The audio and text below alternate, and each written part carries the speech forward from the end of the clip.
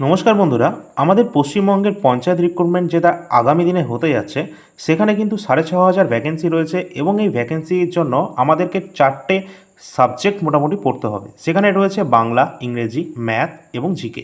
কিন্তু এই জিকের মধ্যে আমাদের কিন্তু খুব অল্প কিন্তু নাম্বার ছিল। এর আগের সিলেবাস অনুসারে আমরা যদি বলি 10 নাম্বার কিন্তু ছিল, আমরা সেটা দেখেছি। কিন্তু জানি না নতুন যদি তোমাদের প্যাটার্নে কোনো রকম পরিবর্তন হয়, সেই অনুযায়ী তোমাদের প্যাটার্ন আমরা ক্লাসটাও তোমাদের সেই অনুযায়ী পরিবর্তন করে দেবো। তো এখন কিন্তু আমরা যেটা পড়বো সেটা হচ্ছে 10 নাম্বারকে টার্গেট করেই জিকের জন্য তোমাদেরকে ক্লাস দিচ্ছি। আজকের ক্লাসে আমরা 30টি প্রশ্ন নিয়ে আলোচনা করব এবং প্রতিটি প্রশ্নের সাথে থাকবে গুরুত্বপূর্ণ তথ্য। এবং আজকে কিন্তু প্র্যাকটিস সেট নাম্বার 1 থাকছে। এইভাবে কিন্তু তোমাদের শেষ পর্যন্ত, পরীক্ষার আগে পর্যন্ত এই সিরিজটি চলবে এবং তোমাদেরকে কিন্তু প্রথম থেকে শেষ পর্যন্ত অবশ্যই সাথে থাকতে হবে। যারা যারা শেষ পর্যন্ত থাকবে তারাই কিন্তু সিলেকশনটা পাবে, এটা কিন্তু অবশ্যই তোমরা মাথায় রাখবে। কারণ এখানে কিন্তু আমরা জিকেতে যা যা করব পুরোটাই কিন্তু এক্সাম ওরিয়েন্টেড করব, আর এখান থেকে কমন 100% আসবে। কারণ এতটা কি করে বলছি, কারণ এর আগেও আমরা গ্রুপ সি গ্রুপ ডিতে প্রায় 95%-এর ওপর কিন্তু কমন দিয়েছি শুধুমাত্র এই জিকে জিএসে। ঠিক আছে, তো চলো বেশি দেরি না করে আমরা ক্লাস শুরু করি। আর তোমরা অবশ্যই দেখেছো যে ম্যাথের কিন্তু আমরা একটা ফার্স্ট যে প্র্যাকটিস সেট নাম্বার 1 নিয়ে আলোচনা করেছি, সেখানে কিন্তু সমস্ত চ্যাপ্টার থেকে প্রশ্ন নিয়েছিলাম। তোমরা অনেকেই বারবার বলছিলে যে চ্যাপ্টার ওয়াইজ করা কথা রয়েছে। তো অবশ্যই তোমরা সেটা একটু কমেন্ট সেকশনে একটু ভালো করে বলে দাও যে ম্যাথের সাবজেক্ট ওয়াইজ করানো হবে, অর্থাৎ চ্যাপ্টার ওয়াইজ কি ম্যাথটা হবে, নাকি কোনো টপিক ওয়াইজ থাকবে, প্রতিটা চ্যাপ্টার থেকে 2-3টে করে কোশ্চেন নিয়ে করানো হবে। কোনটা করালে তোমাদের ভালো হবে সেটা ম্যাথের জন্য তোমরা একটু কমেন্ট সেকশনে কমেন্টটা কিন্তু করে দেবে, ঠিক আছে। আর যারা তোমরা ফেসবুকে দেখছো সকলে ফলো করে রাখবে পেজটিকে, এবং যারা ইউটিউবে দেখছো অবশ্যই সাবস্ক্রাইব কিন্তু করে রাখবে, লাইক শেয়ার সকলে করে দিও। চলো আমরা প্রশ্নে চলে আসি। আজকের প্রথম প্রশ্ন রয়েছে জিকের, কিন্তু আজকে প্র্যাকটিস সেট নাম্বার 1, অবশ্যই শেষ পর্যন্ত সকলে দেখবে। ভারতের সংবিধানে কোন সংশোধনীকে মিনি কনস্টিটিউশন বলা হয়ে থাকে? আমরা জানি যে ভারতীয় সংবিধানের যে 32 নাম্বার আর্টিকেল রয়েছে, এই 32 নাম্বার আর্টিকেলকে কিন্তু আমাদের যে ডক্টর বি.আর. আম্বেদকর রয়েছেন, তিনি এটাকে হৃদয় এবং আত্মা, হার্ট অ্যান্ড সোল কিন্তু বলেছিলেন। আর এই সম্পর্কে আমাদের জানতে হবে এই 32 নাম্বার আর্টিকেল, যেটা কিন্তু আমাদের ব্রিটিশ সংবিধান থেকে কিন্তু নেওয়া হয়েছে। আর এর সাথে কিন্তু এটাও দেখে রাখতে হবে, এখানে বলা হয়েছে মিনি কনস্টিটিউশন, এখানে কিন্তু তোমাদের 32 নম্বর আর্টিকেল কিন্তু নয়, এখানে বলা হয়েছে কত নম্বর সংশোধনী। তাহলে সংশোধনী যখন বলা হবে তাহলে কিন্তু আমাদের রাইট অ্যান্সার হয়ে যাবে 42 নম্বর সংবিধান সংশোধনী, যেটা হয়েছিল 1976-এ। 1976-এর যে 42 নম্বর অ্যামেন্ডমেন্ট অ্যাক্ট হয়েছিল সেটাকেই কিন্তু বলা হচ্ছে মিনি কনস্টিটিউশন। অবশ্যই কিন্তু ইম্পর্টেন্ট। আর বলা হচ্ছে ডক্টর বি.আর. আম্বেদকর 32 নম্বর যে ধারা রয়েছে সেটাকে সংবিধানের হৃদয় এবং আত্মা বলে তিনি অভিহিত করেছেন, এটাও কিন্তু গুরুত্বপূর্ণ রয়েছে। আর এটা ব্রিটিশ সংবিধান থেকে আমরা নিয়েছি। যদি পরীক্ষায় প্রশ্ন আসে মৌলিক অধিকার আমরা কোথা থেকে নিয়েছি, মৌলিক অধিকার কিন্তু আমরা আমেরিকার সংবিধান থেকে নিয়েছি। আর মৌলিক কর্তব্য যে কটা রয়েছে সেগুলো কিন্তু আমরা রাশিয়ার সংবিধান থেকে কিন্তু নিয়েছি।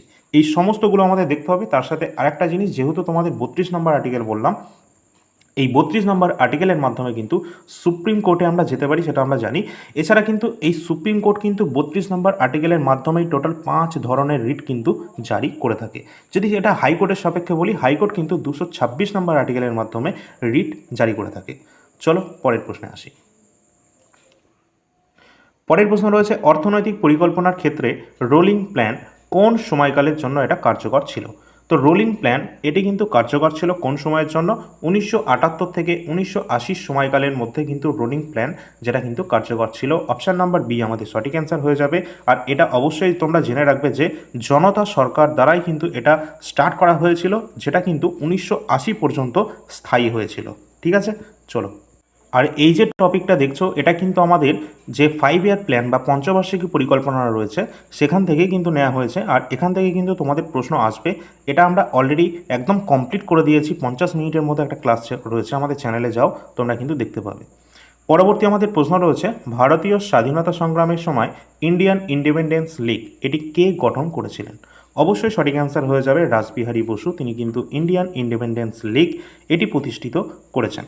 অবশ্যই তিনি এটি কবে প্রতিষ্ঠিত করেছিলেন? না 1942-এর সময় তিনি কিন্তু এটি প্রতিষ্ঠিত করেছিলেন। পরবর্তী প্রশ্ন রয়েছে ভূতাত্ত্বিক গঠন অনুযায়ী পশ্চিমবঙ্গের পুরুলিয়া জেলা কোন প্রাচীন ভূমিরূপের অংশ রয়েছে? কোন প্রাচীন ভূমিরূপের এটি অংশ রয়েছে? অবশ্যই রাইট অ্যান্সার হয়ে যাবে ছোটনাগপুর মালভূমি। ছোটনাগপুর মালভূমিরই এর অংশ রয়েছে কোনটা? না পুরুলিয়া জেলাটি।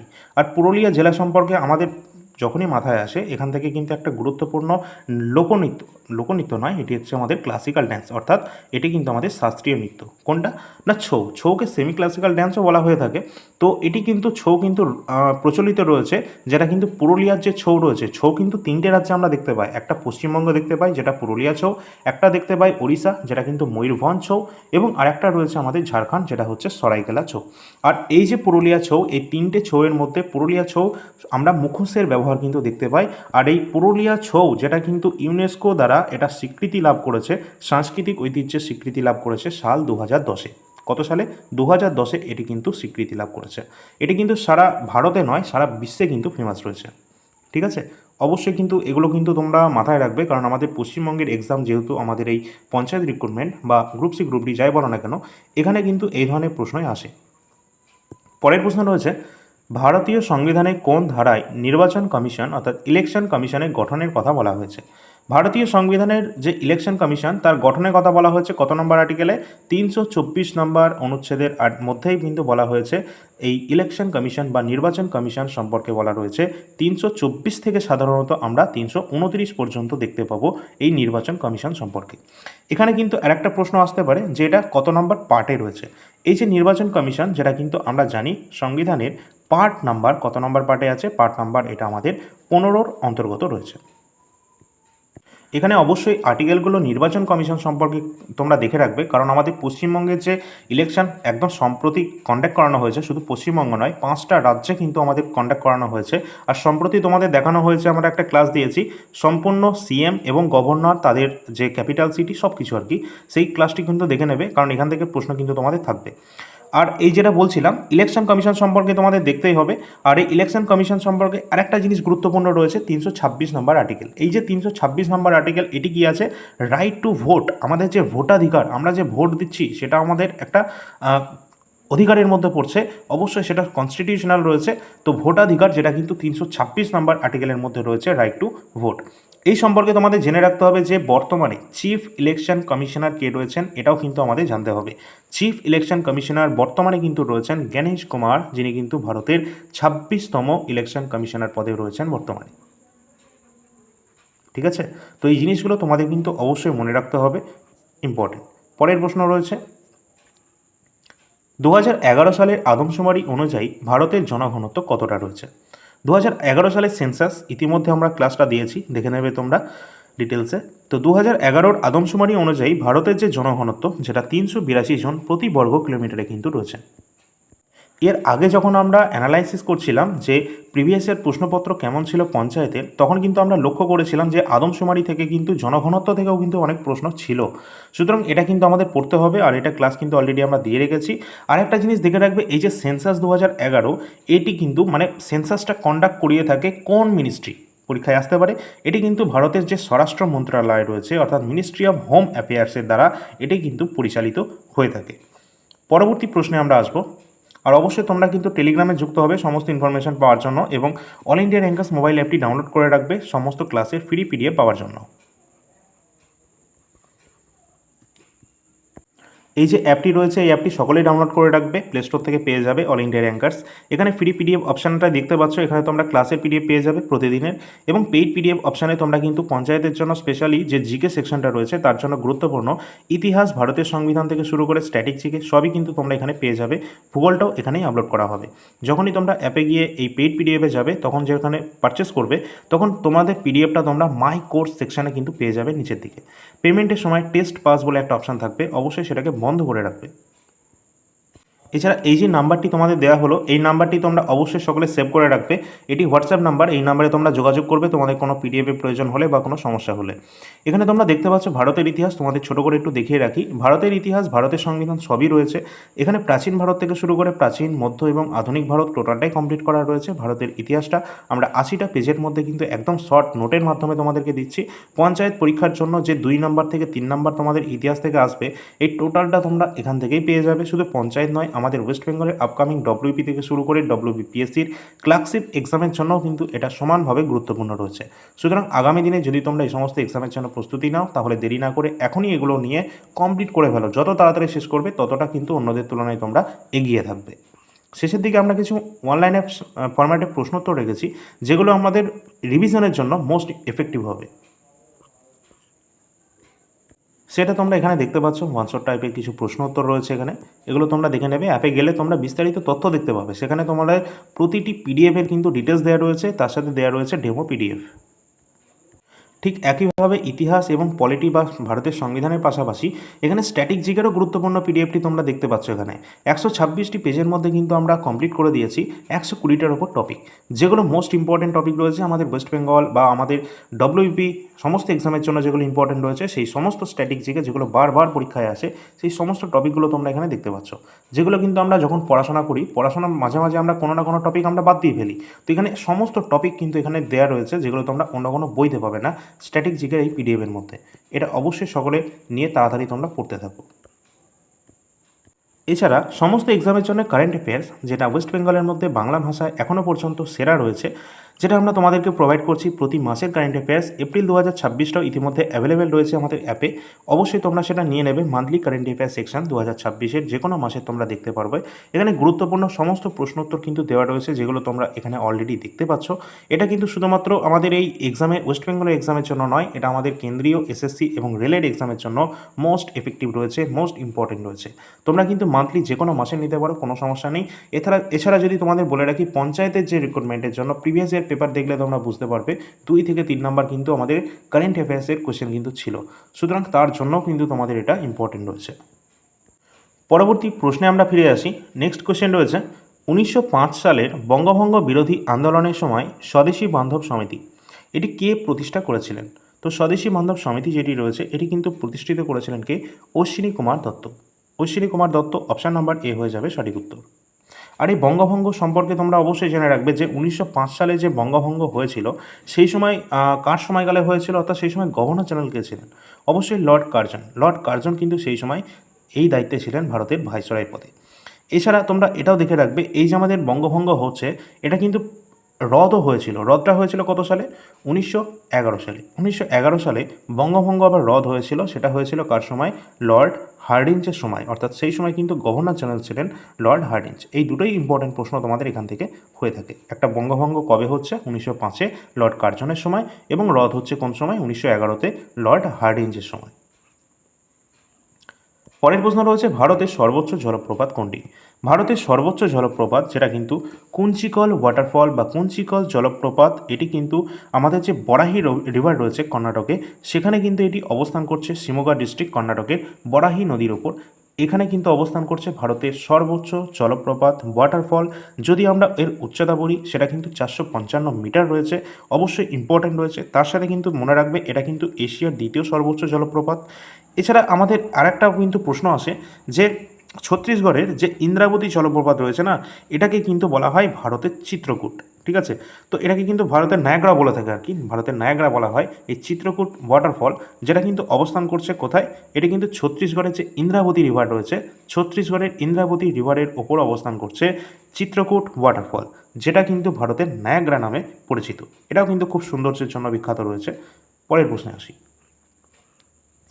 ভারতের সংবিধানের কত নম্বর ধারায় অস্পৃশ্যতা দূরীকরণের কথা বলা হয়েছে, অর্থাৎ আনটাচেবিলিটির কথা বলা হয়েছে ভারতীয় সংবিধানের কত নম্বর আর্টিকেলে? অবশ্যই আর্টিকেল নাম্বার হয়ে যাবে 17। 17 নম্বর আর্টিকেলে রয়েছে ভারতে যে অস্পৃশ্যতা দূরীকরণের কথা রয়েছে। এই যে আমাদের 17 নম্বর আর্টিকেলের সাথে সাথে অন্যান্যগুলো কি আসবে না? হ্যাঁ আসবে, ইম্পর্টেন্ট রয়েছে। টোটাল ভারতের সংবিধানে এখন আমাদের 6টি মৌলিক অধিকার রয়েছে, আগে 7টি ছিল, যেটা বাদ দেওয়া হয়েছে, সেটা হচ্ছে সম্পত্তির অধিকার। 1978 সালের 44 নম্বর অ্যামেন্ডমেন্ট অ্যাক্ট বা সংবিধান সংশোধন এর মাধ্যমে, 44 নম্বর সংবিধান সংশোধনের মাধ্যমে যে আমাদের মৌলিক অধিকার ছিল 7 নম্বর, যেটা হচ্ছে আমাদের কি সম্পত্তির অধিকার, এটাকে বিলুপ্ত করা হয় এবং এটি কিন্তু বর্তমানে 300A-তে রাখা হয়েছে, যেটি কিন্তু এখন একটি লিগাল রাইট রয়েছে। আর বর্তমানে 6টি রয়েছে, 6টির মধ্যে কোন কোনগুলো রয়েছে আমি ছোট্ট করে বলে দিচ্ছি, মনে রাখবে তোমরা একটু। সমতার অধিকার রয়েছে, যেটা 14 থেকে 18 নম্বর আর্টিকেলের মধ্যে পড়ছে সমতার অধিকার। 18 নম্বর আর্টিকেলের মধ্যে পড়ছে। পরবর্তী রয়েছে স্বাধীনতার অধিকার। স্বাধীনতার অধিকার 19 থেকে 22 নম্বর আর্টিকেলের মধ্যে পড়ছে স্বাধীনতার অধিকার এবং শোষণের বিরুদ্ধে অধিকার। এটি কিন্তু 23 থেকে 24 নম্বর আর্টিকেলে পড়ছে। আর এখান থেকে আরেকটা প্রশ্ন খুব আসে যে 14 বছরের কম বয়সী শিশুদের কোনো বিপজ্জনক কাজে নিযুক্ত করা যাবে না। এটা কত নম্বর আর্টিকেলে রয়েছে? এটা কিন্তু অবশ্যই আমাদের 24 নম্বর আর্টিকেলের অন্তর্গত হচ্ছে। এবং এর পরবর্তী আমরা দেখব যে ধর্মীয় স্বাধীনতার অধিকার রয়েছে, যেটা কিন্তু 25 থেকে 28 নম্বর ধারার মধ্যে আমরা পাবো। 25 থেকে 28-এর মধ্যে পাবো ধর্মীয় স্বাধীনতার অধিকার এবং সংস্কৃতি এবং শিক্ষাগত যে অধিকার রয়েছে, যেটা 29-30 আর্টিকেলের মধ্যে পড়বে। এবং শেষ যেটা রয়েছে সেটা সাংবিধানিক প্রতিবিধানের অধিকার রয়েছে 32 নম্বর আর্টিকেল। এই 32 নম্বর আর্টিকেল তোমাদের প্রথমেই বলেছি, doctor B R Ambedkar 32 number আর্টিকেলকে কিন্তু ভারতের সংবিধানে হৃদয় এবং আত্মা বলেছেন। কেন বলেছেন তিনি এই কথা?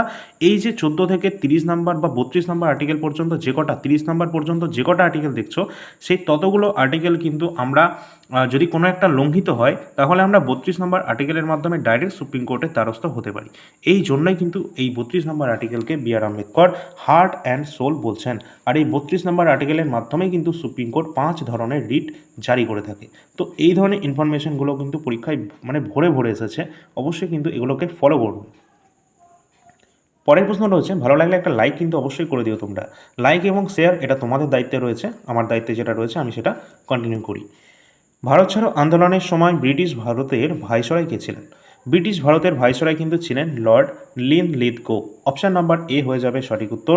এবং এই যে কুইট ইন্ডিয়ান মুভমেন্ট বা ভারত ছাড়ো আন্দোলন যেটি হয়েছিল 1942-এর 8ই আগস্ট, একদম এক্স্যাক্টলি তোমাদের কিন্তু ডেটটা কিন্তু মনে রাখতে হবে। 8ই আগস্ট 1942 সালে কিন্তু হয়েছিল ভারত ছাড়ো আন্দোলন। পরের প্রশ্নে আসবো, পশ্চিমবঙ্গের জলবায়ু প্রধানত কোন ধরনের? আমরা জানি আমাদের পশ্চিমবঙ্গের মধ্যে ভূগোলের মধ্যে পশ্চিমবঙ্গে ভূগোলের ওপর সবথেকে বেশি ফোকাস করতে হবে পঞ্চায়েত রিক্রুটমেন্টের জন্য, ঠিক আছে? তো সেই অনুযায়ী তোমাদের কিন্তু ক্লাস দেওয়া হচ্ছে। পশ্চিমবঙ্গের জলবায়ু কিন্তু মূলত রয়েছে আমাদের ক্রান্তীয় মৌসুমী জলবায়ু। কী ধরনের? ক্রান্তীয় মৌসুমী জলবায়ু রয়েছে আমাদের পশ্চিমবঙ্গে। পরের প্রশ্ন রয়েছে, ভারতীয় সংবিধানের কোন তফসিলে দলত্যাগ বিরোধী আইন, যেটাকে বলা হচ্ছে অ্যান্টি ডিফেকশন ল, এই সম্পর্কে বলা হয়েছে? তো অ্যান্টি ডিফেকশন ল যেটি কিন্তু ভারতের সংবিধানের 10ম তফসিলের মধ্যে পড়ছে অ্যান্টি ডিফেকশন ল। এই সম্পর্কে আমরা যদি একটু জানি যে 1985-র দিকে 1985 সালে একটি অ্যামেন্ডমেন্ট করা হয়েছে ভারতের সংবিধানে। কত নম্বর? 52 নম্বর অ্যামেন্ডমেন্ট অ্যাক্টের মাধ্যমে বা সংবিধান সংশোধনীর মাধ্যমে এই অ্যান্টি ডিফেকশন লকে কিন্তু 10ম তফসিলে কিন্তু যুক্ত করা হয়েছিল, যেটা কিন্তু অত্যন্ত গুরুত্বপূর্ণ রয়েছে। 1985 সালে কিন্তু এটি হয়েছিল, ইম্পর্টেন্ট। পরের প্রশ্ন, ল্যাটেরাইট মৃত্তিকা পশ্চিমবঙ্গের কোন অঞ্চলে বেশি দেখা যায়? পশ্চিমবঙ্গের কিন্তু যে অঞ্চলে বেশি দেখা যায় সেটা হচ্ছে আমাদের বাঁকুড়া এবং পুরুলিয়া, যেটাকে আমরা রাঢ় অঞ্চল বলে থাকি। সেই অঞ্চলটায় আমরা কিন্তু বিশেষ করে দেখতে পাবো, লক্ষ্য করবো যদি, তাহলে কিন্তু ল্যাটেরাইট মৃত্তিকা আমরা এই অঞ্চলটায় দেখতে পাবো, এই দুটি জেলাতে। পরের প্রশ্ন, আবার এই দুটি জেলাতে কিন্তু আমাদের খুব হিটও হয়, গরমকালে খুব গরমও পড়ে। আমরা জানি আমাদের যে টপিক অফ ক্যান্সার বা কর্কট ক্রান্তি রেখা রয়েছে, যেটা কিন্তু আমাদের 23.5 ডিগ্রি উত্তর অক্ষাংশে অবস্থান করছে। তো এই যে কর্কট ক্রান্তি রেখা যে যে জেলার ওপর দিয়ে বা আমাদের ভারতের যে যে রাজ্যের ওপর দিয়ে যে যে জায়গার ওপর দিয়ে গেছে না, সেই জায়গায় কিন্তু আমরা জানি যে সূর্যের কিন্তু এখানে লম্বভাবে যে কিরণটা পড়ে, আর এই কারণে কিন্তু এই অঞ্চলগুলোতে প্রচুর পরিমাণে হিট হয়, ঠিক আছে? তো বর্তমানে তো গরম চলছে, ভালোই কিন্তু এখানে টেম্পারেচার রয়েছে। যাই হোক, পরের প্রশ্নে আমরা আসি। ডক্টর বি আর আম্বেদকর সংবিধানের কোন ধারাটিকে সংবিধানের হৃদয় এবং আত্মা বলে অভিহিত করেছেন? আমরা দেখেই নিয়েছি 32 নম্বর আর্টিকেলকে তিনি এটি মন্তব্য করেছেন, ইম্পর্টেন্ট রয়েছে, ঠিক আছে? এটা কিন্তু পরীক্ষায় 100% তোমরা দেখে নিও, আসার সম্ভাবনা কিন্তু ম্যাক্সিমাম রয়েছে। আর তোমাদের একটু আগে বললাম কর্কট ক্রান্তি রেখা সম্পর্কে। কর্কট ক্রান্তি রেখা কিন্তু আমাদের পশ্চিমবঙ্গের 5টা জেলার ওপর দিয়ে গেছে, এবং আমাদের যদি স্টেটের কথা বলা হয়, স্টেট কিন্তু আমাদের টোটাল 8টি এমন রাজ্য রয়েছে যেখানে কিন্তু কর্কট ক্রান্তি রেখা এর ওপর দিয়ে গেছে। পরের প্রশ্ন রয়েছে, ভারতের প্রথম পঞ্চবার্ষিকী পরিকল্পনায় কোনটিকে সর্বাধিক গুরুত্ব দেওয়া হয়েছিল? ফার্স্ট 5-year প্ল্যানের কথা বলা হয়েছে, যেখানে কৃষি এবং সেচ অর্থাৎ এগ্রিকালচারের ওপর সবথেকে বেশি পরিমাণে কিন্তু এখানে জোর দেওয়া হয়েছিল, কারণ এখানে যে মন্বন্তর হয়েছিল তার পরবর্তীকালে কিন্তু এখানে আমাদের খাদ্যদ্রব্যের ওপর একটা বিরাট প্রভাব ফেলেছিল। তার জন্য কৃষির ওপর কিন্তু আমরা প্রথম 5 বছর সবথেকে বেশি পরিমাণে আমরা গুরুত্ব আরোপ করেছিলাম, এবং এখানে কিন্তু একটা মডেল কাজ করেছে। সেই মডেলটা আমাদের কী ছিল না, টাইম লাইনটা আগে দেখতে হবে। টাইম লাইন হচ্ছে আমাদের 1951 থেকে 1956, এই 5 বছর কিন্তু টাইম লাইন ছিল। এখানে কিন্তু আমাদের প্রথম যে আমাদের এই 1951 থেকে 56 পিরিয়ড যে 5 বছর চলছে, এখানে কিন্তু যে পরিকল্পনার জন্য যে মডেলটা ছিল সেটা কিন্তু হ্যারোড ডোমার মডেল ছিল। এই হ্যারোড ডোমার মডেলের ওপর ভিত্তি করেই কিন্তু প্রথম পঞ্চবার্ষিকী পরিকল্পনা, যেখানে কৃষির ওপর সবথেকে বেশি জোর দেওয়া হয়েছিল, এটি কিন্তু বাস্তবায়িত হয়েছিল এবং এটি সফলও হয়েছিল। পরবর্তী যে দ্বিতীয় 5 ইয়ার প্ল্যান ছিল, যেখানে কিন্তু সেকেন্ড 5 ইয়ার প্ল্যান, যেটা কিন্তু আমাদের যে মডেলটা ছিল সেটা হচ্ছে পিসি মহলানবিশ মডেল। এই মডেলের ওপর ভিত্তি করে আমরা শিল্পের ওপর সবথেকে বেশি কিন্তু জোর দিয়েছিলাম। এটাও প্রায় কিন্তু আমাদের লক্ষ্যমাত্রায় পৌঁছেছিল। তো দুটোই কিন্তু গুরুত্বপূর্ণ রয়েছে, অবশ্যই দেখে রাখবে। আর এই দারিদ্র দূরীকরণ, এটা কিন্তু পঞ্চম পঞ্চবার্ষিকী পরিকল্পনার মূল উদ্দেশ্যই ছিল এই দরিদ্রকে দূর করা। আর এটা কিন্তু ইন্দিরা গান্ধীর সময়কালে হয়েছিল। ঠিক আছে, অবশ্যই ফুল ডিটেলস ক্লাস তোমাদের আবারও বলছি, পঞ্চবার্ষিকী পরিকল্পনা, সেন্সাস 2011, অনেক তথ্য কিন্তু তোমরা পাবে। অলরেডি চ্যানেলে এগুলো দেওয়া রয়েছে, একবার হলেও তোমরা একবার ভিজিট করবে। পরের প্রশ্ন রয়েছে, 1946 সালে তেভাগা আন্দোলন পশ্চিমবঙ্গের কোন জেলায় প্রথম শুরু হয়েছিল? তো এই যে তেভাগা আন্দোলন রয়েছে, এটি পশ্চিমবঙ্গের কোথায় শুরু হয়েছিল? দিনাজপুরে। অবশ্যই আমাদের অপশান নাম্বার সি হয়ে যাবে সঠিক উত্তর। পরের প্রশ্ন রয়েছে, ভারতের রেগুলেটরি বডি IRDA এটি কিসের সাথে যুক্ত? এটি কিসের সাথে যুক্ত জানতে গেলে আমাদের এর ফুল ফর্মটা জানতে হবে। IRDA, যার ফুল ফর্ম রয়েছে insurance regulatory and development authority, IRDA, অর্থাৎ ইন্স্যুরেন্স এর সাথে যুক্ত, অর্থাৎ বিমা বা ইন্স্যুরেন্স। অপশান নাম্বার সি হয়ে যাবে আমাদের সঠিক উত্তর। এর ফুল ফর্মের মধ্যেই লুকিয়ে আছে এর আসল অর্থ। পরের প্রশ্ন রয়েছে, কোন হিমালয় পর্বতমালা লেজার হিমালয় নামে পরিচিত? লেজার হিমালয় বা অব হিমালয় নামে পরিচিত রয়েছে হিমাচল হিমালয়, অবশ্যই যেটা মধ্য হিমালয় নামেও পরিচিত রয়েছে। পরের প্রশ্ন, 1942 সালের আন্দোলনে তাম্রলিপ্ত জাতীয় সরকার কে গঠন করেছিলেন? তাম্রলিপ্ত জাতীয় সরকার গঠন করেছিলেন কে? সতীশচন্দ্র সামন্ত। অপশান নাম্বার এ হয়ে যাবে সঠিক উত্তর। পরবর্তী প্রশ্ন রয়েছে, ভারতীয় সংবিধানে কোন আর্টিকেল ইউনিফর্ম সিভিল কোড বা ইউসিসি এর কথা বলা হয়েছে? তোমরা জানো আমাদের পশ্চিমবঙ্গেও কিন্তু বলা হয়েছে যে ইউসিসি লাগু করা হবে। আমাদের বর্তমান মুখ্যমন্ত্রী তিনি কিন্তু বারবার এটি কিন্তু তুলে ধরেছিলেন। তো অবশ্যই আমাদের ইউসিসি সম্পর্কে জানতে হবে। এটি কিন্তু ভারতের সংবিধানের 44 নম্বর আর্টিকেলের এটি কিন্তু বর্ণিত রয়েছে। এবং এই যে ইউসিসি রয়েছে সেটা কিন্তু বাস্তবায়নকারী প্রথম রাজ্য আমরা যদি বলি সেটা কোনটা হবে? স্বাধীন ভারতের প্রথম রাজ্য সেটা কোনটা? যদি বলা হয় সেটা আমাদের অপশানে যেরকম থাকবে, যদি উত্তরাখণ্ড থাকে উত্তরাখণ্ড, যদি গোয়া থাকে কিন্তু গোয়া কিন্তু আমাদের উত্তর হবে। ঠিক আছে, এই উত্তরটা অবশ্যই কিন্তু আমাদের অপশান অনুযায়ী নিতে হবে। উত্তরাখণ্ড গোয়া অবশ্যই তোমরা দেখে রাখবে। তার সাথে সাথে আমাদের পশ্চিমবঙ্গ হয়তো হবে খুব শীঘ্র। আবার যদি তোমাদের অপশানে দুটোই থাকে তাহলে কিন্তু অবশ্যই এই জিনিসটা মাথায় রাখবে যে স্বাধীন ভারতে উত্তরাখণ্ডেই কিন্তু প্রথম ইসিসি কিন্তু লাগু করা হয়েছে। স্বাধীন ভারতের কথা বলা হচ্ছে। যদি বলা হয় ওভারঅল প্রথম কোথায় হয়েছিল তাহলে কিন্তু গোয়া কিন্তু আমাদের রাইট অ্যান্সার, সেক্ষেত্রে আমরা করব। ঠিক আছে, এইভাবে কিন্তু এই উত্তর দুটোকে আমাদের মাথায় কিন্তু রাখতে হবে যদি অপশানে দুটোই থাকে, যেমন প্রশ্ন করবে সেরকম হবে। পরের প্রশ্ন, 2011 সালের আদমশুমারি অনুযায়ী পশ্চিমবঙ্গের জনঘনত্ব কত রয়েছে? প্রতি বর্গ কিলোমিটারে পশ্চিমবঙ্গে কতজন লোক বাস করে? আমরা জানি পশ্চিমবঙ্গে কিন্তু আমাদের সেকেন্ড হাইয়েস্ট কিন্তু জনঘনত্ব কিন্তু রয়েছে। প্রথম রয়েছে কোথায়? বিহারে। বিহারে সবচেয়ে বেশি রয়েছে, তারপরই সেকেন্ড পজিশনে রয়েছে আমাদের পশ্চিমবঙ্গ, যেখানে প্রতি বর্গ কিলোমিটারে কতজন লোক বাস করে? 1029 জন। নেক্সট কোয়েশ্চেন রয়েছে, পশ্চিমবঙ্গের আয়তনের দিক থেকে বৃহত্তম জেলা কোনটি? অবশ্যই দেখো আমরা কিন্তু পশ্চিমবঙ্গের ভূগোলটা ভালো করে তোমাদেরকে কভার করছি, যেমনটা আমরা আগের তোমাদের প্রিভিয়াস ইয়ারে দেখেছিলাম প্রশ্ন। তো পশ্চিমবঙ্গের আয়তনের দিক থেকে বৃহত্তম জেলা রয়েছে দক্ষিণ 24 পরগনা। এই যে দুটো পরগনা রয়েছে, দক্ষিণ 24 পরগনা যেটা কিন্তু আয়তনের দিক থেকে বৃহত্তম জেলা, এবং উত্তর 24 পরগনা যেটা কিন্তু জনসংখ্যার দিক থেকে কিন্তু বৃহত্তম জেলা। দুটোই কিন্তু মনে রাখবে। পরের প্রশ্ন, জাতীয় কংগ্রেসের প্রথম অধিবেশন কোথায় অনুষ্ঠিত হয়েছে? ভারতের জাতীয় কংগ্রেস সম্পর্কিত যে ক্লাস সেটা কিন্তু অলরেডি আমরা দিয়ে রেখেছি, দেখে নেবে। ভারতের জাতীয় কংগ্রেসের প্রথম অধিবেশন হয়েছিল বোম্বাইয়ের গোকুল দাস তেজপাল সংস্কৃত কলেজ। 1885 সালে এটি কিন্তু হয়েছিল। অ্যালান অক্টোপিয়ান হিউম কিন্তু ফাউন্ডার ছিলেন জাতীয় কংগ্রেসের। অবশ্যই সেই সময় গভর্নর জেনারেল ছিলেন কে? Lord Dufferin. এবং প্রথম যেটা হয়েছিল সেখানে কিন্তু 72 জন উপস্থিত ছিলেন এবং ডক্টর উমেশ চন্দ্র বন্দ্যোপাধ্যায় কিন্তু এর সভাপতিত্ব করেছেন। অবশ্যই যে কটা তথ্য দিলাম প্রতিটা কিন্তু এক্সামের জন্য ইম্পর্টেন্ট। চলো পরেরটাই আসি। ভারতের রিজার্ভ ব্যাঙ্কের বর্তমান গভর্নর কী রয়েছেন? ভারতীয় রিজার্ভ ব্যাঙ্কের বর্তমান গভর্নর রয়েছেন Sanjay Malhotra. Option number D হয়ে যাবে সঠিক উত্তর। এই যে রিজার্ভ ব্যাঙ্ক অফ ইন্ডিয়া, যেটা কিন্তু আরবিআই, এটি গঠিত হয়েছিল কবে? না 1935 সালের 1 এপ্রিল কিন্তু প্রতিষ্ঠিত হয়েছিল রিজার্ভ ব্যাঙ্ক অফ ইন্ডিয়া। এর হেডকোয়ার্টার বর্তমানে অবস্থান করছে মহারাষ্ট্রের মুম্বাইতে। এবং যদি বলা হয় এই যে রিজার্ভ ব্যাঙ্ক, যেটা কিন্তু জাতীয়করণ কবে হচ্ছে? এটা কিন্তু অবশ্যই 1949-এ। ঠিক আছে, ন্যাশনালাইজড হচ্ছে আর কি। পরের প্রশ্ন, ভারতীয় সংবিধানের অনুযায়ী অ্যাটর্নি জেনারেল কার দ্বারা নিযুক্ত হন? এই যে অ্যাটর্নি জেনারেল পদটা কি না, আমাদের যে কেন্দ্রীয় সরকারের আইন বিষয়ক প্রধান যে কর্মকর্তা রয়েছেন তিনিই হচ্ছেন অ্যাটর্নি জেনারেল। সংবিধানে এটি বর্ণিত রয়েছে যেহেতু এটি একটি সাংবিধানিক পোস্ট। তো এই অনুযায়ী কিন্তু অ্যাটর্নি জেনারেলকে নিযুক্ত করে থাকেন কে? ভারতের রাষ্ট্রপতি কিন্তু অ্যাটর্নি জেনারেলকে নিযুক্ত করে থাকেন। এবং অ্যাটর্নি জেনারেল সম্পর্কে আমরা যদি জানি যে ভারতীয় সংবিধানে 76 নম্বর আর্টিকেলে কিন্তু বর্ণিত রয়েছে অ্যাটর্নি জেনারেল সম্পর্কে।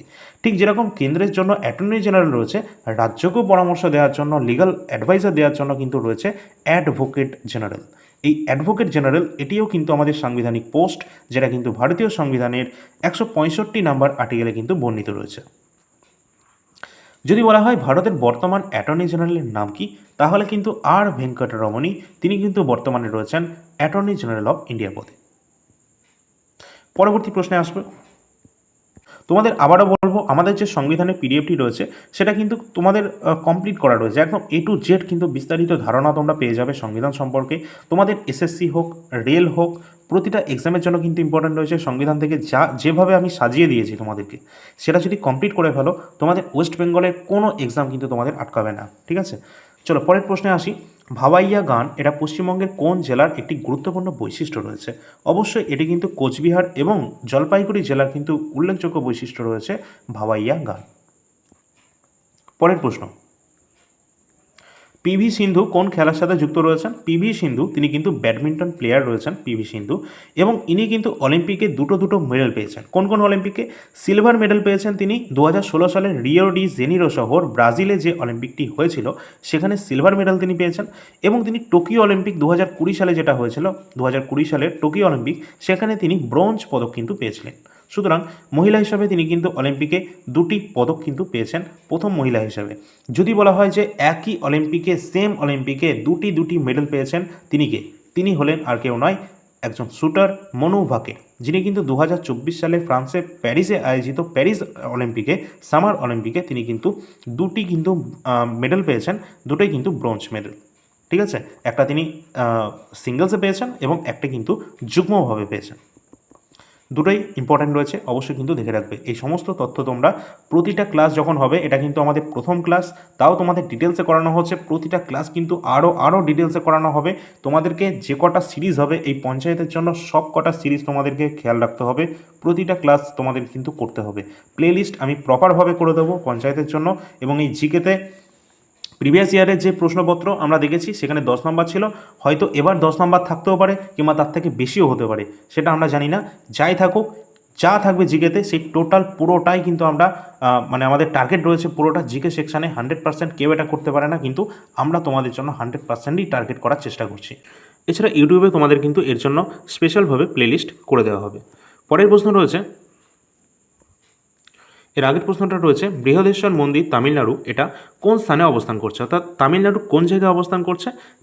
তাঞ্জাভুরে অবস্থান করছে বৃহদেশ্বর টেম্পল। পরবর্তী প্রশ্ন রয়েছে,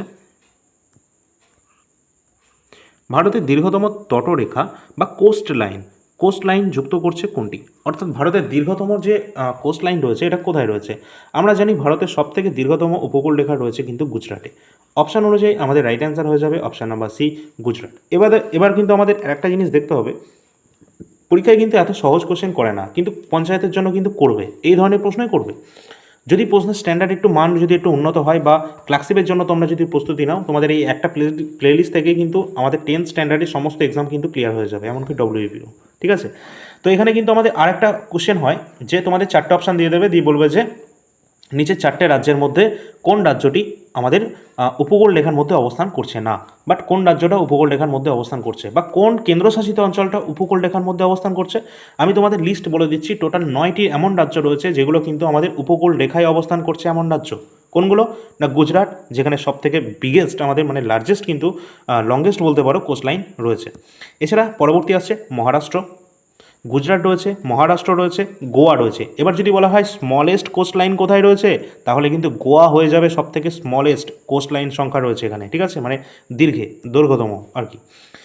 আর পরবর্তী রয়েছে কর্ণাটকে রয়েছে, এখানেই কর্ণাটক অবস্থান করছে। তারপর কেরালা আছে, তামিলনাড়ু রয়েছে এখানে, এবং পূর্ব দিকে যদি দক্ষিণ পূর্ব এই জায়গাটা করে অবস্থান করছে অন্ধ্রপ্রদেশও রয়েছে, তার সাথে ওয়েস্ট বেঙ্গল রয়েছে এবং বে অফ বেঙ্গল আমাদের ওয়েস্ট বেঙ্গলের এটাও রয়েছে। সুতরাং এই টোটাল, এবং উড়িষ্যা রয়েছে, এই টোটাল 9টা কিন্তু রাজ্য রয়েছে যেগুলো কিন্তু অবস্থান করছে কোস্ট লাইনে, ঠিক আছে, কোস্টাল এরিয়া এগুলো। আর যদি বলা হয় যে কতগুলো এমন ইউনিয়ন টেরিটরি রয়েছে যেগুলো কোস্ট লাইনে অবস্থান করছে, 4টে। কোনগুলো? আন্দামান নিকোবর আইল্যান্ড, যেটা আমরা সকলেই জানি, এই জায়গাটা করে অবস্থান করছে আন্দামান নিকোবর আইল্যান্ড। তার সাথে রয়েছে লাক্ষাদ্বীপ, এখানে অবস্থান করছে। পুদুচেরি অবস্থান করছে। তার সাথে সাথে রয়েছে দাদরা নগর হাভেলি, দমন দিউ। এখন কিন্তু এই দাদরা নগর হাভেলি এবং দমন দিউ আলাদা কিন্তু নয়। দাদরা নগর হাভেলি এবং দমন দিউ এই টোটালটা নিয়ে একটাই কেন্দ্রশাসিত অঞ্চল, যার ক্যাপিটাল সিটি হচ্ছে দমন, ঠিক আছে। তো অবশ্যই এই 4টে ইউনিয়ন টেরিটরি রয়েছে যাদের কিন্তু তটরেখা রয়েছে। পরীক্ষায় যেমনটা আমাদের প্রশ্ন বলবে সেইভাবে আমাদের উত্তর কিন্তু করতে হবে। পরবর্তী আমাদের প্রশ্ন রয়েছে, সংবিধানে কোন ধারায় রাজ্যপালের ক্ষমা প্রদর্শনের ক্ষমতা বা পার্ডনিং পাওয়ার কিন্তু রয়েছে। অবশ্যই আমরা জানি যে ভারতের রাষ্ট্রপতিরও রয়েছে মৃত্যুদণ্ড, তিনি কিন্তু ক্ষমা করে দিতে পারেন। কারোর যাবজ্জীবন জেল রয়েছে, তার শাস্তি কমিয়ে সেটাকে 10 বছরও করে দিতে পারেন। তো এই ধরনের কিন্তু ক্ষমা রয়েছে। তাহলে রাজ্যপালেরও কিন্তু রয়েছে, কিন্তু রাজ্যপাল কিন্তু যে ফাঁসি বা মৃত্যুদণ্ড সেটাকে কিন্তু রদ করতে পারে না, সেটা কিন্তু করতে পারে একমাত্র ভারতের প্রেসিডেন্ট।